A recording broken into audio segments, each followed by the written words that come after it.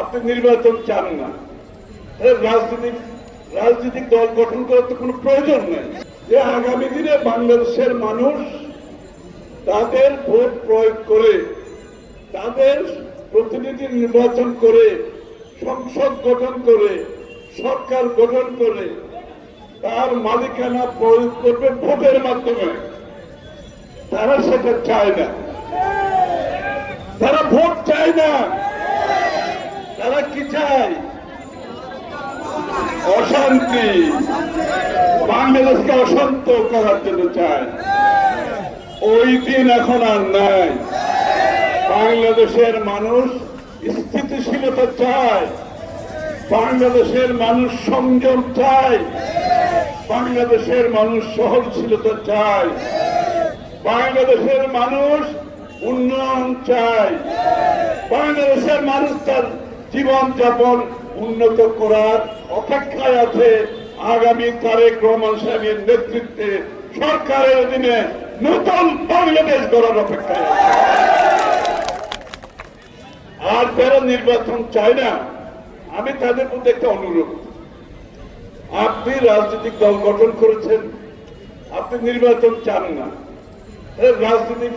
রাজনৈতিক দল গঠন করার তো কোনো প্রয়োজন নেই। বসুন্ধরা ডায়াপেন্ট এখন আরো উন্নত। এই হট এয়ার থ্রো টপ শীত দ্রুত শোষণ করে সোনামণিকে দেয় কোমল অনুভূতি। আপনি রাজনীতি করবেন, নির্বাচনে যাবেন না, নির্বাচনকে বাধাগ্রস্ত করবেন, গণতান্ত্রিক প্রক্রিয়াকে বাধাগ্রস্ত করবেন।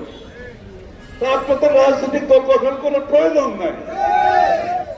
আপনি আইলেন, রাজনীতি ছেড়ে দেন, আরেকটা কাজ করতে পারেন, প্রেশার গ্রুপের কাজ করতে পারেন।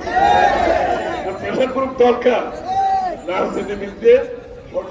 সঠিক সিদ্ধান্ত যদি খারাপ হয়, সিদ্ধান্ত যদি ভুল হয়, প্রেশার গ্রুপের একটা কাজ আছে। আপনারা সেই দায়িত্বটা নিয়ে নেন। শুধু রাজনৈতিক দলের চেহারা দেখাবেন, ভোট করতে দেবেন না, জনগণের ভোটাধিকার প্রয়োগ করতে দেবেন না, বাংলাদেশের বিরুদ্ধে যে বাংলাদেশের মানুষের মালিকানার কথা গত 17 বছর ধরে বলে আসছি, মালিকানা ফিরিয়ে দিতে হবে জনগণের, তার বিরুদ্ধে আপনাদের অবস্থান। এই অবস্থানে থেকে বাংলাদেশের রাজনীতিতে এগোনোর কোন সুযোগ হবে না, সে যে দলেই হোক। শেখ হাসিনা পালিয়ে যাওয়ার পরে বাংলাদেশের মানুষের মনোজগতে পরিবর্তন আসছে। তারা পরিবর্তন চায় এবং পরিবর্তনটা আসবে নির্বাচনের মাধ্যমে। আর দ্বিতীয় কোনো পথ নাই। নির্বাচনের মাধ্যমে যে সংসদ হবে, সরকার হবে, তারাই বাংলাদেশের পরিবর্তন আনবে। বাংলাদেশের মানুষের ম্যান্ডেট নিয়ে, জনগণের সমর্থন নিয়ে পরিবর্তন করবে। এর বাইরে কোন পরিবর্তন করার অধিকার কারো নাই। আপনি চেষ্টা করতে পারেন, ঐক্যমতের চেষ্টা করতে পারেন, কিন্তু ঐক্যমত যতটুকু হবে অতটুকু, তার বাইরে কিছু করার চেষ্টা করবেন না। তার বাইরে কিছু করতে হলে ওই জনগণের কাছে যেতে হবে।